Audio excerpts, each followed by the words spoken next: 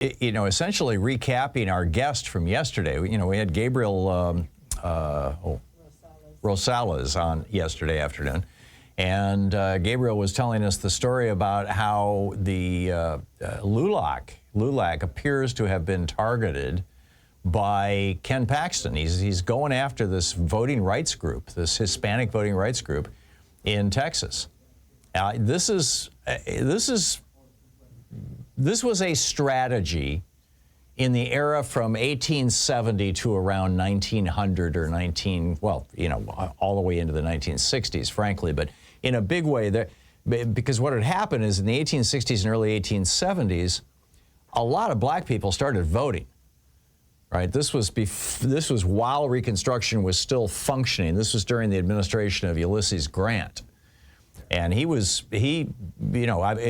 so many black people voted that in South Carolina, black people took over their legislature. And so once Reconstruction failed, with the famous stab in the back in 1876, in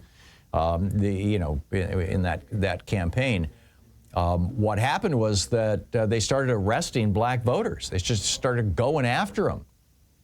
And this was not a good thing. This was, shall we say, extremely problematic. So, they were just terrifying people. Well, we thought, frankly, that those times were behind us, that was just something that was, back there during the time of the failure of Reconstruction. Well, it turns out in 2018, Ron DeSantis was looking at, in 2022, Ron DeSantis was up for re-election 2 years ago. And so what does he do? And he's going to, the election's going to be in November. So in August, he puts together this special police force to go after so-called voter fraud and, issues a bunch of arrest warrants against black voters, parades them in front of the cameras. Not a single one has been convicted, by the way. Not one conviction. But it didn't matter. It so suppressed the black vote. I mean, this is really something to think about. This is astonishing. In 2018, this is a quote from the Palm Beach Daily News. In 2018, before the new voting laws were enacted, that allowed him to arrest these black people. In 2018, before the new voting laws were enacted, the state had a 63% turnout among registered voters in the midterms. This year, another midterm election, turnout dropped to 54%.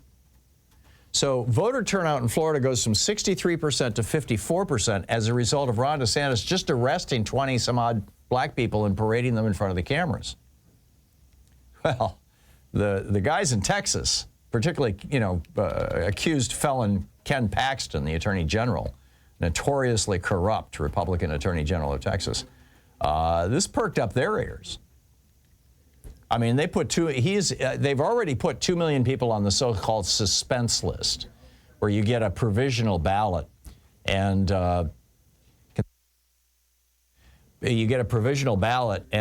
it doesn't get counted unless you show up in the offices of the Secretary of State or a county office and say, "Hi, I'm here," and I'm actually me, and you show your ID and all this other stuff.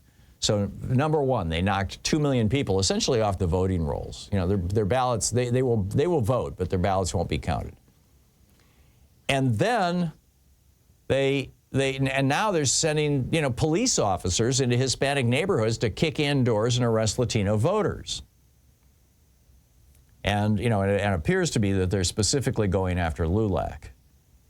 In 2021, Paxton bragged about how he, in Texas, they really only hold political power by virtue of voter suppression. He said this, he was on Steve Bannon's show, Ken Paxton was, and he said, if we'd lost Harris County mail-in ballots, they wanted to send out 2.5 million, and we were able to stop every one of them. Had we not done that, we would have been one of those battleground states, and Donald Trump would have lost the election. So they purged millions of Texas voters, most from the big cities, off the voting rolls over the past few years. They put 2 million on the suspense list. They prevented Houstonians and, frankly, people in any city in Texas from voting by mail in 2020. And now their newest trick is to intimidate minority voters. one of the LULAC Texas members, the LULAC is the League of United Latin American Citizens. One of their members, and by the way, it's one of the oldest Latino voting and civil rights groups in the country, and retired school teacher, 87-year-old Lydia Martinez, was publicly speaking out against Ken Paxton when he forbade Texans from getting their ballots by the mail in 2020. So he got his revenge this week. At 6 in the morning, according to the New York Times, 9 officers, some with guns, showed up at her home after having broken down a door to raid the home of Manuel Bedita, the chair of the Tejano Democrats. Martinez asked who was at the door, and the Times noted the officers then pushed open the door and invaded her home. She said they told her they came because she had filled out a report saying that older residents were not getting their mail ballots. And she says, yes, I did that. For 35 years, she's been a member of LULAC, the New York Times reports, the civil rights group helping Latino residents stay engaged in politics. Much of her work included instructing older residents and veterans on how to fill out voter registration cards. 2 of the agents, again quoting the New York Times here, 2 of the agents went to her bedroom and searched everywhere, my underwear, my nightgown, everything. They went through everything, Ms. Martinez recalled. They took her laptop, her phone, her planner, and some documents.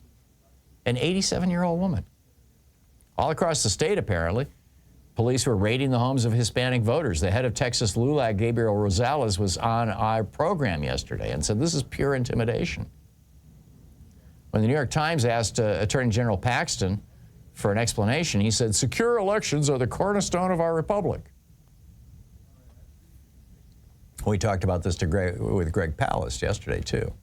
And he made the point that, at least the former Confederate slave states of Texas, Georgia, and Florida would all be blue states were it not for voter suppression, voter purges, and the intimidation of black and Hispanic voters. There's no doubt about it, Palast said. It's just demographics. This has been a fundamental core strategy of Republican efforts to hold power once they take over a state since the 1960s. Remember Paul Weyrich? I used to play this clip on the program all the time, and then, it's funny because I played this clip for probably 15 years on this program of Paul Weyrich going, I don't want everybody to vote. As a matter of fact, our leverage in the election quite candidly goes up as the voting populace goes down. And then somehow at some point the rest of the media discovered it and they started playing it. So I won't play it for you right now because I just quoted it, but you get the point. That was in 1980. He was talking to a group of Texas Republicans in a church in Dallas. And he said, we don't want people to vote. William Rehnquist, the former Chief Justice of the U.S. Supreme Court, made his chops in the GOP with Operation Eagle Eye, where he'd stand outside Hispanic and Native American polling places and challenge and intimidate would-be voters. Voter suppression is now a primary tool for Republicans, which is why when Katie Hobbs signed an executive order just last week, she's the Democratic governor of Arizona, she signed an executive order just last week expanding the locations across the state where people can vote. The Arizona Republican Party sued to prevent them from opening to voters. Republicans have come to believe that they cannot retain political power without resorting to morally criminal, nakedly unethical voter suppression efforts. I mean, Trump told Fox News during the this was in 2020. He said, and he was talking about, the Congress tried to pass a law that everybody in the country could vote by mail, and it didn't, the Republicans blocked it. And he said they had things, level of voting, that if we'd ever agreed to, you'd never have a Republican elected in this country again. Yeah, that's the point. America is the only country in the world where a state must go to court to take away your gun, but doesn't even need to inform you if it prevents you from voting or keeps your vote from being counted. Now, Vice President Harris has promised to make voting rights a top priority if she's elected president and Democrats take back both houses of Congress. And this is part of what Democrats mean when they say democracy is on the ballot this fall. The John Lewis Voting Rights Enhancement Act, for example, will outlaw most of these types of voter suppression by making voting a right rather than simply a privilege. The stakes for this election could not be higher. Tag, you're it. You can read all about it over at HartmannReport.com. It's titled Confederate Voter Intimidation 2.0, the GOP's dark strategy for winning. I'll be right back with you. Stay tuned. Kamala Harris wants to redefine masculinity and demolish Trump's. It's a fascinating story. I'll be right back.